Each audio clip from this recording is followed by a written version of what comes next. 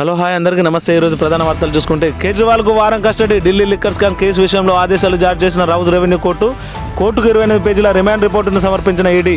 దీంట్లో liquor scam విలువ 600 కోట్లని, దీనికి కేజ్రీవాల్ కింగ్ పిన్ అని వివరించినట్లు దిశ కథనం.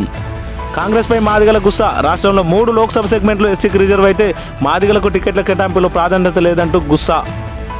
రేవంత్ భవిష్యత్తు ఊహించలేం. బీజేపీకి 400 సీట్లు వస్తే కాంగ్రెస్ మిగలదు. కూనంనేని సంచలన వ్యాఖ్యలు. 4 ఎమ్మెల్యేలకు హైకోర్టు నోటీసులు. దానం నాగేంద్ర, మాగంటి గోపినాథ్, కోవలక్ష్మి, కూనంనేని సైతం వారి ఎన్నిక చెల్లదంటూ ప్రత్యర్థుల పిటిషన్లు విచారించిన అనంతరం నోటీసులు జారీ చేసిన కోర్టు. కాంగ్రెస్లోకి కేకే ఇంటికి వెళ్లి ఆహ్వానించిన దీపాదాస్. మేయర్ విజయలక్ష్మితోనూ భేటీ. ఆలోచించి చెప్తామన్న తండ్రి కూతుళ్లు. గులాబీ పార్టీకి మరో షాక్. ప్రవేశ పరీక్షల తేదీల్లో మార్పు. ఎపిసెట్, పాలిసెట్, ఐసెట్కి సంబంధించిన తేదీల్లో స్వల్ప మార్పు ఉన్నట్లు అభ్యర్థులు గమనించాలి.